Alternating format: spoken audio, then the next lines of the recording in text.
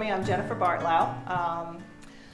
Live in Cambridge, Vermonter, 7th or 8th generation Vermonter. I had my own Revolutionary War ancestor, came to Hartland, Vermont in 1783, right at the close of the war. So my mother's side of the family, part of it, has been here for 200 years or more.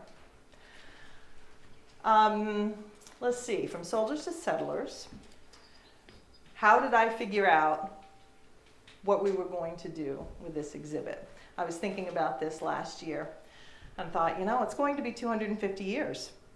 What are we doing? How do we connect Cambridge to the Revolutionary War? Well, through my research as a genealogist, I knew that the proprietors in Cambridge were predominantly from the Bennington area. Well, the Bennington area was in the thick of things during the Revolution, so there's the connection. So I started thinking about it, came to the Historical Society and said, hey, I'll do all the research if you help me put this together. and here it is. So this presentation is actually going to be fairly short because I want to give people time to look at the exhibits because this is the soft opening, and I'll be here to answer any questions you have. And also, if you have any questions during the presentation, absolutely raise your hand, shout it out, whatever. You won't interrupt me, but if you're like me, I can't wait to the end to remember what I was going to ask you 20 minutes ago. So please, I do not mind the interruption, all right? Okay, so the criteria for this exhibit, we have 10 men here. They had to have settled in Cambridge by the 1790 census. They have to have a gravestone located in a cemetery in Cambridge. And you can see on all these that there are tombstone pictures, and these tombstone pictures are ones that I took. Their military service had to be either in the Green Mountain Boys, which was a Continental unit after 1775. By the time they went to the Canadian campaign in late August of 1775, the Green Mountain Boys under Seth Warner were a Continental unit. Or they had to be in a Vermont militia unit between 1775 and 1783, which was the actual close of the war. Fighting stopped officially in 1781, but the war ended in 1783. So the first thing I did, knowing that the Bennington settlers and proprietors came here, I looked at the 1790 census, and I apologize that you absolutely cannot read it because of the quality of the image. Suffice it to say, those are all the men, families that were in Cambridge in 1790. I have underlined in red 8 of the 10 men. 2 will be on the next slide. And most of these men would have fought, if they were of age, in the Revolution, because by the time this census was taken, it was only 7 years after the end of the Revolution. Only a few served in the New Hampshire grants out of this whole list on the census record, and not all of them stayed in Cambridge. And some we can't find burial. We know they're buried here, but we just can't find stones. So we had to start. There's probably close to 25 or 30 Revolutionary War people buried here in Cambridge, but I had to narrow that down. I wasn't going to do 30 people, so I narrowed it down to 10. So here's the 1790 census of Cambridge Gore. Cambridge Gore, if you think about the intersection between Route 109 and Hogback Road, that's about where Cambridge Gore was. That's that area in there. And on this one is Amos Page and Anna Church. Now, Anna was the wife or the widow of Elijah Church, or Elisha Church, who was one of our soldier settlers. He just happened to die before the census was enumerated, but he did come to Cambridge, in Cambridge Gore, before 1790. Where is Hogback Road? If you take Route 109 toward Waterville, it's on the back side of the river. Route 109 takes a sharp corner to go up to Waterville. There's a road that goes off to the right. That's considered Hogback Road. It will take you on the back side of the river toward Johnson and meets up with Route 15 east there. So this is a beautiful picture, early picture of Bennington, Vermont. 1798, which was after the settlers came here. But at that point, they would have recognized this picture. It was commissioned for the tavern keeper, Elijah Dewey. You can still see his tavern. It's the, if I can say it correctly, Walloomsook Inn, which is right across from the First Church in Bennington and the old cemetery there. And it's fairly run down now. It's still there. The structure's still there, but it needs a lot of work. And it needs a lot of people to give money to it so that it can be restored. So among the first settlers, and I only chose for this presentation 4 of the 10, so 4 of the earliest that were also in Bennington. John Fassett Sr. came with his family, and John Fassett Jr. was a proprietor here. Joseph Safford and family, his son David was a proprietor here. And John Wood, which you will see after if you walk around and look at some of the exhibits. I call it the John Wood corner, is over here because he was buried on his home farm on Route 109 and was exhumed and reinterred in Mountain View Cemetery, and that was a few years ago. And his and his wife's bodies were sent to the Smithsonian, was it? Yeah. And they did some forensic studies on them to find out how they died and when they died and the condition and everything. So please read it afterward. It's a fascinating story. And then Robert Cochran. They all settled prior to October 1764 in Bennington. And the reason I know they settled before October 1764 in Bennington is because they appear on the first Bennington militia muster roll. So this one you can read, yay. So you see John Wood at the top, and then Robert Cochran, John Fassett Jr., and David Safford. Now I've underlined in kind of a greenish color some other names that are also associated with Cambridge. Cornelius Cady, his son Walter, is one of our men here. Cornelius did not come here, but Walter and Walter's brother did. And there's a Moses Robinson. He was here, owned land for a short time, then moved on. And Joseph Wickwire at the bottom. He also owned land here and moved on. I also have on this Defending the Frontier, there's a little early militia in the New Hampshire grants over on this side that'll talk about more what was expected of a militiaman on the frontier. They had to be between the ages of 16 and 60.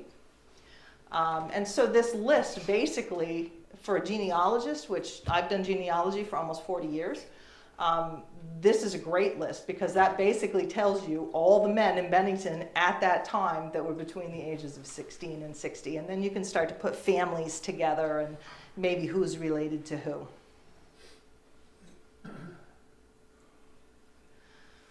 So once I discovered the census, once I knew that they were buried in Cambridge, I started to do some genealogy research on each of the soldiers. So I found, and more of it's on their personal pages. I just put kind of the highlights here. So Robert Cochran Sr. Now the fun part is there were 2 Robert Cochrans in Bennington at the same time. One was a good friend of Ethan Allen, Seth Warner, remember Baker, the whole Allen clan basically, and he was a colonel there. Now, Robert Cochran, on his tombstone here in Smiley Cemetery, it says Colonel Robert Cochran. So everybody's like, oh, well, that's who it was, you know? And it's not. He was a colonel in the militia in Cambridge. He was the head of the militia in Cambridge, and so it was an honorary title of colonel.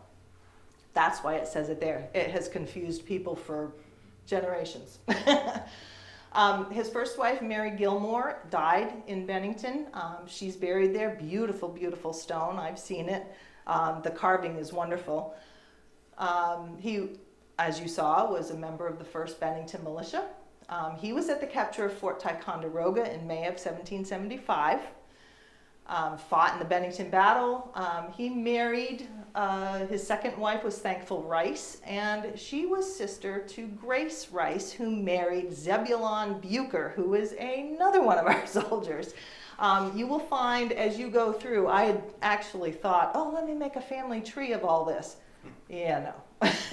It turned into this vine bush thing, and I'm like, I'm never going to be able to explain it to anybody. So suffice it to say that a lot of these men and women intermarried, cousins, aunts, aunts married, not in the same family, you know what I mean.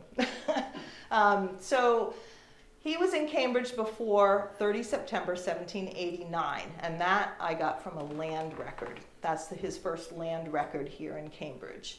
And he's buried in Smiley Cemetery. Which one is that? Smiley Cemetery is off Route 109. It's Evelyn Drive, or Evelyn, I think it's Evelyn Drive they call it. It used to be the old Miller farm, so you'd have to look for Evelyn Drive, but you just drive, you look like you're driving right into the farmyard, and you just go beyond the barn and it's out there. So one of the other things that I used to prove that they were either in the Vermont Militia or in the Green Mountain Boys was I looked at pension files and military records to try to figure out who did what, where, and when.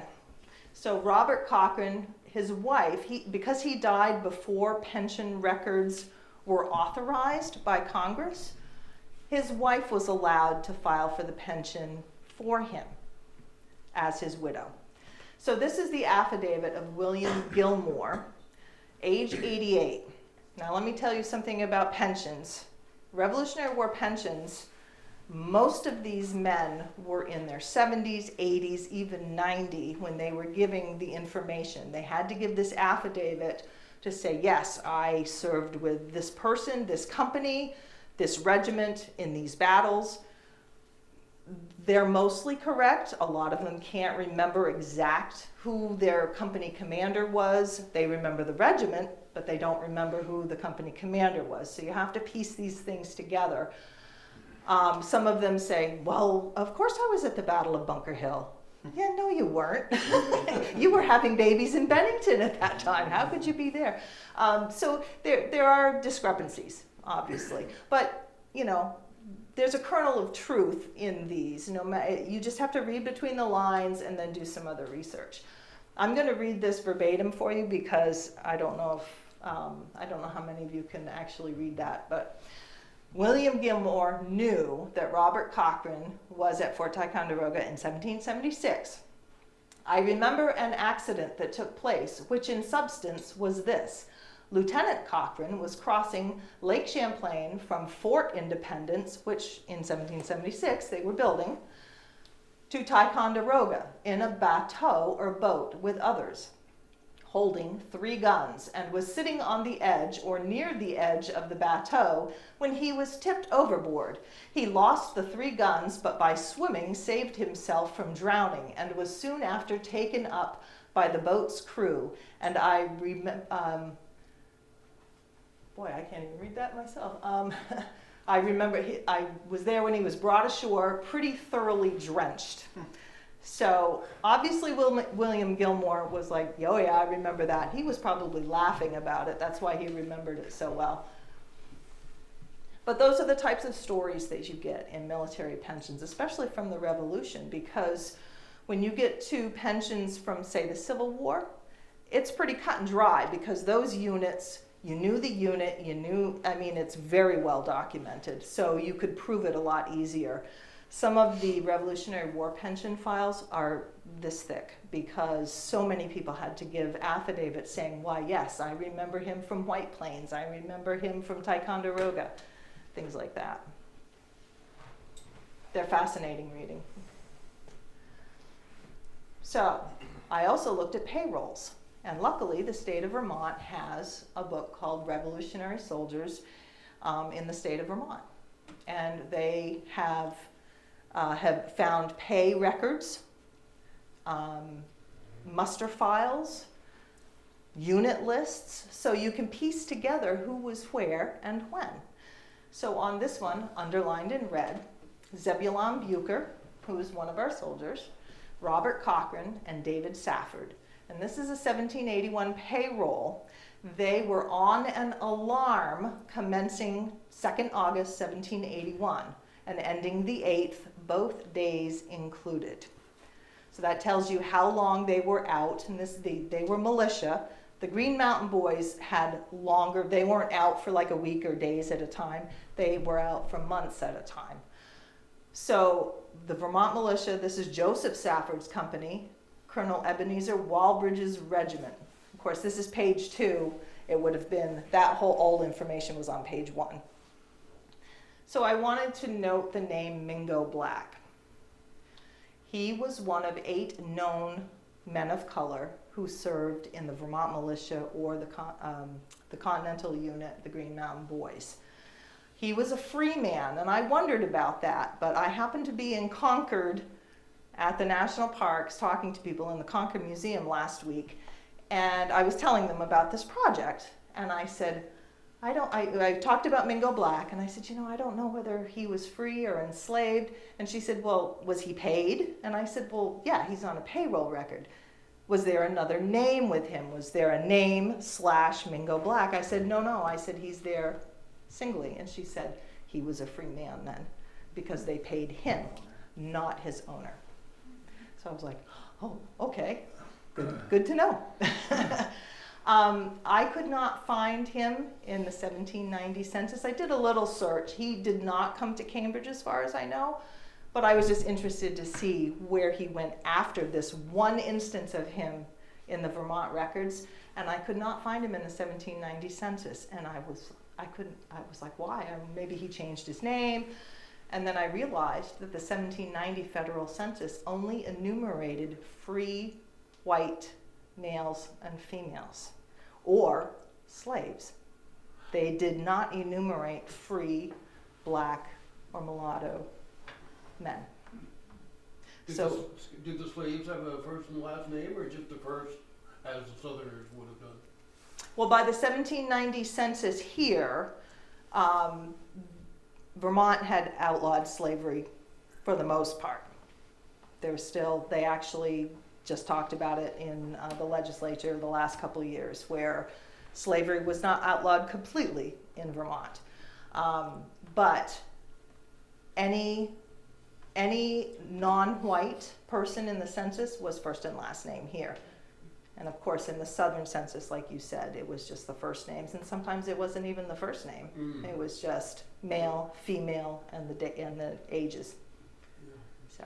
Do you know which census that was? Was it which census you looked at, or? The 1790 census is what I looked at. Oh, but wasn't Vermont didn't become a state till 1791? Exactly. So when you see the 1790 census, it was enumerated after, actually in 1791, after they became a state. All right. So, but they call it 1790 census. Oh. Okay. So, yeah, good catch.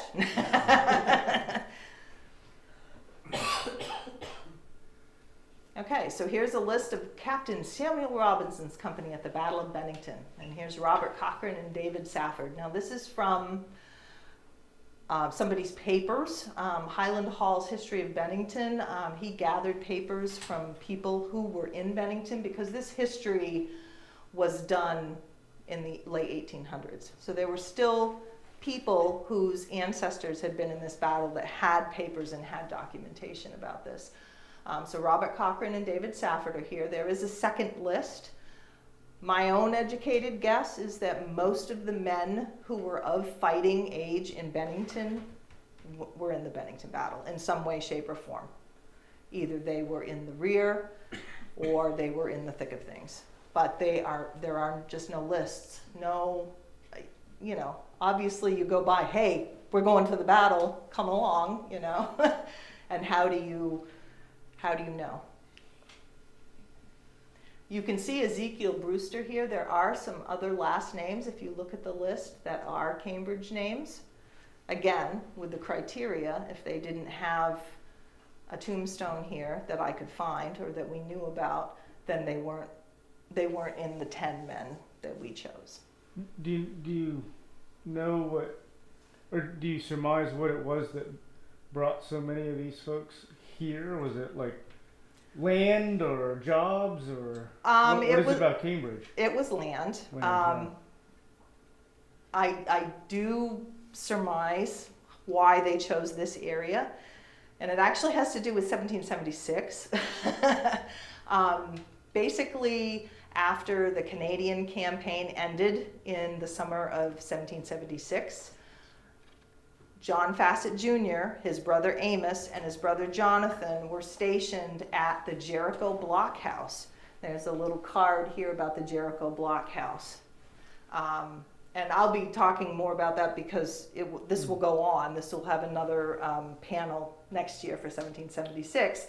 And on that will be Mutiny at the Blockhouse, because that's where they were stationed. And they were stationed there for several months. So I'm wondering if, for scouting missions, if they happen to make it here. I mean, Jericho's not that far, especially for scouts who are used to walking a lot. So maybe they had already seen the land and were like, hey, nice area, Gotcha. you know? Jennifer, Yes. I wondered, given that a lot of these folks went up to Montreal and on the failed campaign at Quebec and they traveled via the Lake Champlain, I've always wondered if they didn't look over at Mount Mansfield and give it a little second thought as to where they might want to go someday. Yeah, that's very possible. Jericho had been settled before the war by at least 3, if not more, families. They left this. It wasn't the state of Vermont then, but what became the state of Vermont, the people in the Committee of Safety basically told these settlers, you can't be there anymore because we can't guarantee your safety. They basically told all the settlers to pull back south of Otter Creek. So, and you think about it, Jericho's on the Winooski, or the Onion River. So the Onion River was a line to be defended, and then Otter Creek was a line to be defended, and they made that decision that we were not going to defend further than Otter Creek. And that came in 76 or 77 that they decided that. So when Burgoyne came in 77, that woke a lot of people in the New Hampshire grants up to say, oh wow, none of us are safe right now, you know, if they can come here. So Jennifer, yes. following up on that question, did the people who settled here own the land when they arrived, or did they come up here and scout it out and then go back to Bennington or wherever and purchase land? Or did they get land granted as in lieu of pay as a soldier or something? Cambridge was granted by was a grant, and then they had a proprietors list, and on the proprietors list were the Fassets and the Saffords were big in there. Robinsons, Thomas Chittenden, Ira Allen was also on that. I'm trying to remember. I'm trying to picture the list in my head. So the proprietors didn't necessarily move here. They just they drew lots for the land. They had to pay for it. You drew lots for the land. And then people started doing the land selling and buying game. So the first 20 years of Cambridge land records are interesting, to put it that way, because people are selling, they're selling to this person, and then that person is selling to this person, and it's just, because you had 3 divisions. You had the first division land, which was the large 200 acres. You had the second division, which was 100 acres, and you had a third division, which was 50 acres, I believe. And they weren't in the same spot. So, you know, your first division lot would be over here, north, you know, like on Pumpkin Harbor Road, and then your second division lot would be up near Waterville, and then your third division lot would be in Pleasant Valley. Okay, so then it's like, oh, you own a first division lot over there, let me sell you my third division lot so you can make your lot bigger. It just, it's a tangled mess, it really is. So You can follow it, but it's hard because then they started separating the 200-acre lots and say, oh, I'm going to give you half of this lot, and the other half I'm going to sell to somebody else. So anyway, I could go on and on about land records. So But not pay for being soldiers. It wasn't. it doesn't seem it, although it doesn't seem it. I'm gonna leave it at that. I haven't seen where there's anything that says, here's your first division lot in lieu of pay for being in the Vermont militia.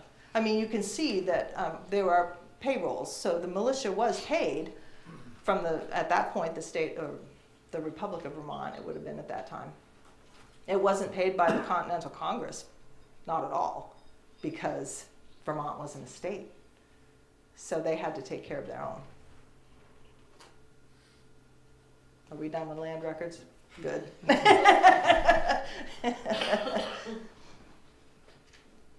All right, so here's David Safford. He came to Bennington early. Member of the Bennington militia, we've already seen. He married Anna Brewster, who's the daughter of Jonah Brewster, who was another early Cambridge settler. Unfortunately, because he does not have an existing tombstone, he wasn't part of our 10 men. I would have really loved it because he, you can follow his own records in the payrolls and pension files and things like that. As we saw, he fought in the Bennington battle, and he came before January 1786, and he's buried in Mountain View Cemetery.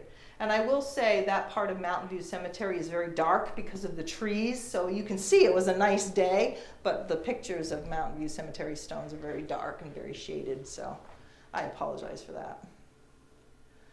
So here's David Safford's first land record in Cambridge. And I gave the book and the page number. John Fassett Sr., who actually did move up here for a short time before going back to Bennington, this was his proprietor's right. And what they literally chose their rights out of a hat. It wasn't, okay, you get number one, you get number two. They literally chose them. So nobody had better land than somebody else because they knew about it. Amos Fassett was the one that surveyed the town.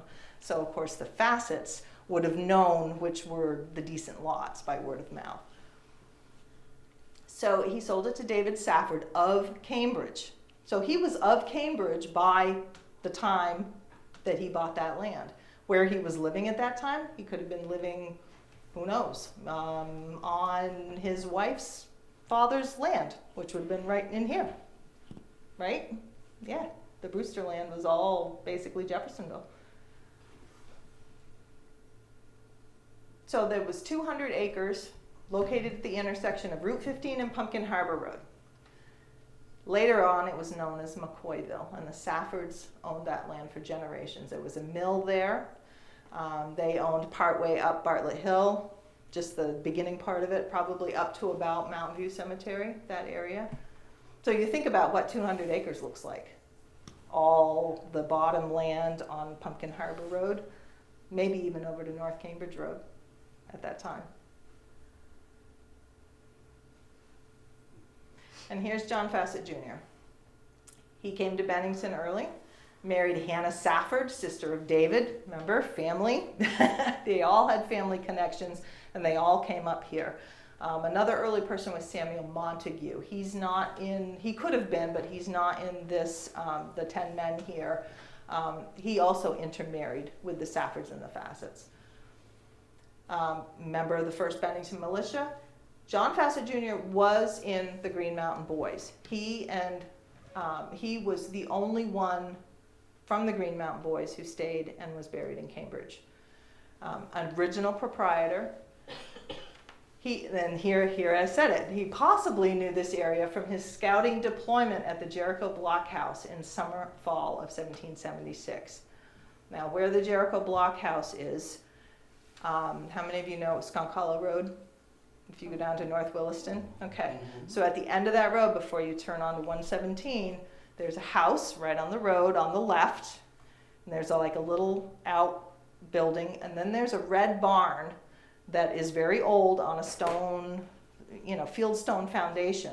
Where that barn is supposedly where the blockhouse was. And the blockhouse wasn't a blockhouse like this. I have a picture of a blockhouse over here. It was more like a fortified barn, just where the militia stayed when they were there, because at that point Thomas Chittenden was already living in North Williston. And so they talk about in John Fassett Jr.'s diary, which I have a copy of over here in the binder, they talk about going to visit Thomas Chittenden in North Williston, fording the river right there. Okay, he's buried in Mountain View Cemetery, but his gravestone, and I can tell this, I don't know how many of you saw my presentation on gravestones 2 years ago? But I can tell that this gravestone was placed a lot later than 1803. This was probably placed more like 1820, 1830. So here's an excerpt from his diary. He was with Colonel Seth Warner. They laid siege to Fort St. Jean on the Richelieu River. And he suffered dysentery, which he talks about ad nauseum in his diary, more than you would ever want to know about dysentery. But thankfully, he did not catch smallpox.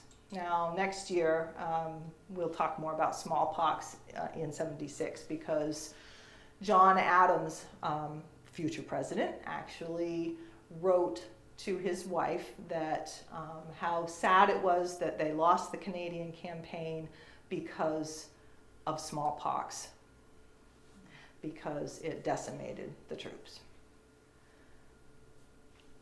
So I'm not going to read any of that out loud to you, but suffice it to say that he's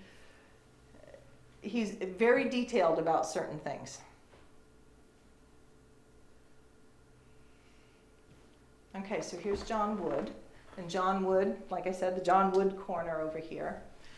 He was a little tough to research because there was an Ebenezer Wood in Bennington, and I could not tell whether they were related or not. So when you don't know where you, like, I couldn't tell you where John Wood was actually born. I looked at Ebenezer Wood, but there was really no connection there.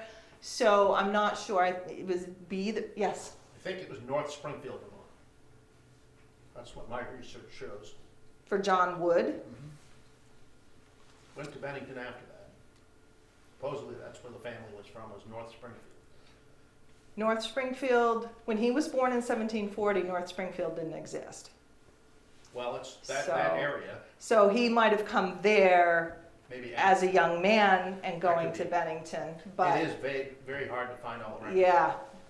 So in fact, before tonight, I was even looking at it again last night going, it'd be nice to find that. He's often confused with another John Wood who was in the area at the time. So it's very sparse here. Member of the 1st Bennington Militia. I did find church records in Bennington for him and for his and Hannah's, some of their children who were baptized at the church in Bennington. He was called out at various times to defend the frontier. He was not very active in 75, 76, 77. A lot of people don't think anything happened in Vermont after 1777, after the Battle of Bennington and Saratoga and Burgoyne was defeated. They're like, oh, that was it for Vermont. Well, because we had the Crown Point Road, which is a well-established path from Lake Champlain all the way to Charlestown, New Hampshire on the Connecticut River, that path was used, without jumping too far ahead here, because, you got to come back for 1777 in 2 years here.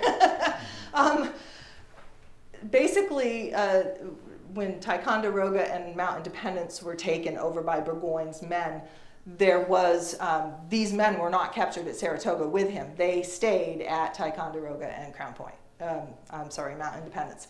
And they used that Crown Point Road to conduct raids into what was to become Vermont. So the Vermont militia were very active all during that time because Canadians would come down, native tribes from Canada would come down and use all these established paths to harass the Vermont settlers who were already here. He was buried in at his first home, like I told you before, Route 109, exhumed and reinterred in Mountain View Cemetery. To great fanfare, as I remember. And here he is on a 1781 payroll. Captain Abraham Underhill's company and Colonel Ira Allen's regiment. Most of the Allen brothers and relatives and No, it wasn't. acquaintances had their own regiments or were at least involved in high levels in the Vermont militia. So this was for service done in defense of the frontier of the state of Vermont from October 18th, 1781 to November 8th, 1781, both days included. Now some of these payrolls would say, oh, they went to Castleton and stayed at the fort in Castleton, or they went to help build Fort Vengeance in Pittsburgh. So you can get some information from these about where they were instead of just, oh, it's an alarm, you know. You don't know where they went, you know, what part of Vermont were they defending at that point. Okay, so I'm big on history in person. You can ask my mother. I have dragged her hither and yon. She enjoys it, supposedly. I've dragged my husband hither and yon to see all these places because I think that if you just bring your imagination and go, you can kind of get a sense of the history that happened there. So if anybody wants these links, you can email the Historical Society and they'll get it to me, and I can send you these links so you can see. The Breckinridge standoff was, you'll read about it in Defending the Frontier and the Gathering Storm, because that was a Yorker versus New Hampshire Grant conflict. Vermont's Revolution, Independence. That YouTube video, this particular one, that's a series, and that is an excellent, excellent series. I highly recommend that. I've watched all of them, and it's just very well done, I think. And then if you want to learn more about the invasion of Canada and why it failed, and it wasn't just because of the smallpox, it was because the Continental Congress couldn't be bothered, basically, you can watch that one. And then here we go to more history in person. So the next few slides are going to be places that I have been, that I recommend that you go if you have time and inclination. The First Church in Bennington and the Center Cemetery. You will see many, many, many, many names that you would recognize from Cambridge. Like I said, Robert Cochrane's first wife is there. You see Saffords, you see Fassets, you see Montagues, you see Hubbles. There were Hubbles early here. They just didn't stay here. I don't know. And Robert Frost is buried there. Yeah. So if you want to go see Robert Frost and pay your respects, he's in this cemetery. And there's also unnamed Hessian. They call them Hessians, but they weren't. They were actually Brunswickers that were there. And the only man, I think, that was hung in before Vermont was a state is there too, because he was selling guns. He was a Tory. This is just more of the Breckinridge standoff. They have historical markers. This hmdb.org, that's the Historic Marker Database. It's a fascinating. People just go around and take pictures of the historical markers and give you the GPS, and then they upload it to this site. So you can go see, and then they say, okay, and all these markers are within 10 miles of this one. And so it's just kind of interesting. You can make your way around, even by the historical markers. Bennington Museum, that will give you a lot of the early history. They do have a walking tour of Old Bennington, which would be the church, the cemetery, the Walloomsic Inn, the Catamount Tavern, where Ethan Allen first lived. And like I said, any of these, I can get you the information. Just either contact me or contact the Historical Society. And the Westminster Massacre. Now that happened in 1775. You'll read more about it on the panel of The Gathering Storm. they actually, this upload was the spring newsletter from the Westminster Historical Society. They reenacted the Westminster Massacre in March. It was neat. There was a little video of it. The video's a little long, but you can see, you know, the front of where they did it, and the man who died, one of the men who died in this massacre, you can still see his tombstone in the Westminster Cemetery. More history in person, Ham's Cove, embarkation point. That's where Ethan Allen and 83 men crossed Lake Champlain to take Fort Ticonderoga in May 10th, 1775. So that just happened at Fort Ticonderoga. They did a reenactment of that, and all these, you know, screaming Green Mountain boys ran into the fort. And of course, Fort Ticonderoga. That's a must, I would say. If you want to see their collection, absolutely go see Fort Ticonderoga. And my favorite is Crown Point, because as my husband says, I would rather see an authentic ruin than a perfect reconstruction. So Crown Point is a ruin, but those ruins are authentic. They have not done anything to them. And Crown Point has been there for a very, very long time.